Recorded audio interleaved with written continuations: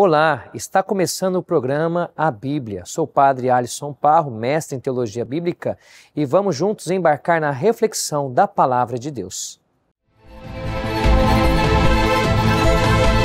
Neste programa nós vamos falar por que existem traduções tão diferentes na Bíblia. Quando eu vou dar curso de Sagrada Escritura, seja nas paróquias, seja nos seminários, essa pergunta sempre aparece. Padre, eu estou aqui com esse versículo, utilizo um termo, mas na Bíblia do outro está usando outro termo. Por que isso acontece?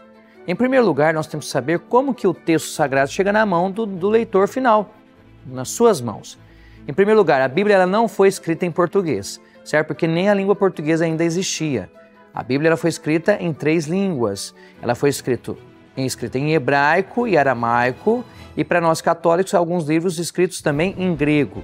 E no Novo Testamento foi escrito em grego. Então são 3 línguas da Bíblia: hebraico, partes pequenas de aramaico e grego. Quando você tem um texto escrito em uma outra língua e você vai traduzir, não existe tradução perfeita. Há um dito que fala assim, tradutore traditore, quer dizer, o tradutor, entre aspas, sempre é um traidor do sentido, porque toda tradução de um texto, ele é uma interpretação e depende da capacidade do tradutor no conhecimento, em primeiro lugar, da sua própria cultura, da sua própria língua e da língua ou daquela cultura que ele vai traduzir, aquela língua que tem aquele universo cultural. Então, certas estruturas que a gente diz sintáticas de uma certa língua, morfológicas, que são as estruturas mínimas da palavra, não são possíveis serem traduzidas numa outra língua. Por exemplo, quando você pega um texto em hebraico, às vezes a sequência das palavras evidencia a intencionalidade do autor. Se você for traduzir literalmente, fica um pouco complicado no português. Não é possível. Então, por isso, nós temos várias traduções. Os tradutores, eles têm que fazer uma escolha. Fazer uma tradução formal ou uma tradução hermenêutica. O que é isso? Uma tradução formal é quando o tradutor se preocupa, no máximo, em respeitar no texto traduzido a estrutura, a sequência das palavras. Porém, uma tradução formal, ela pode gerar para o leitor final uma certa complicação no entendimento do texto, porque pode ficar um texto muito truncado, palavras repetitivas, mas é uma opção que o tradutor pode ter. A outra tipo de tradução é chamada tradução hermenêutica.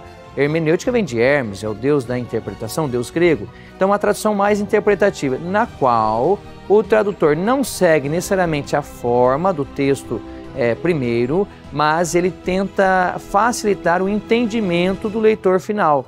Eu sempre digo, nós deveríamos ter uma boa tradução formal e uma boa tradução hermenêutica.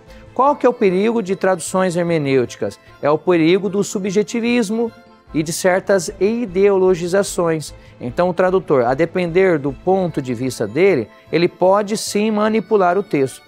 Para evitar isso, como você não tem condições de estudar hebraico, grego, aramaico, seria impossível pedir isso para as pessoas, você não pode ser homem e mulher de uma Bíblia só. Eu sempre digo, católico, que é pessoa de uma Bíblia só, é pessoa manca, porque você deve comparar os textos. Então, você pode, nas livrarias tem isso, não cabe aqui eu dizer quais são, porque o padre aqui não vai fazer propaganda de livros ou de Bíblias, versões da Bíblia, mas você pode procurar com o padre da sua paróquia, com as pessoas bem formadas da sua diocese, uma boa tradução formal e uma boa tradução hermenêutica, e comparar sempre essas traduções. Quando você tiver uma dúvida, olhe na nota de rodapé. Bíblias mais formais são Bíblias que têm notas de rodapé de estudo para dizer por que tem aquela variante, aquela mudança. E aí você vai, consequentemente, não fazer uma tradução fundamentalista, equivocada, porque você vai perceber a beleza do texto bíblico. Isso anota o seguinte, que traduzir a Bíblia não é uma realidade muito fácil. Por isso, constantemente, nós temos revisão de traduções bíblicas. Quando você for ler a sua Bíblia, dê uma olhada no início da Bíblia e veja qual que é aquela edição daquela Bíblia, qual que é a revisão. Porque alguém traduz a Bíblia e depois vem um exegeta, vem um leitor e fala, essa tradução não é boa, então tem que se revisar. O processo ele é constante de revisão das traduções e nós temos que ter essa sabedoria. O problema de você interpretar de maneira fundamentalista aquele texto que você usa no seu grupos às vezes, ou movimento pastoral, é você pensar que aquele texto é a única possibilidade de tradução. Tome cuidado, porque às vezes o texto que você está utilizando não é um texto bem traduzido. No seminário eu sempre mostro isso para os alunos, o perigo de certas traduções e equívocos que são gerados sobre isso. Qualquer dúvida, procure os especialistas e abra a sua cabeça em relação às várias traduções ou sentidos presentes em uma determinada tradução ou em outras.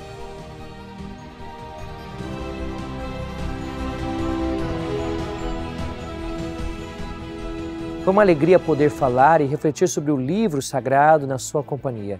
Que Deus sempre nos guie para termos uma profunda reflexão de sua palavra e que sejamos sempre firmes em seu caminho.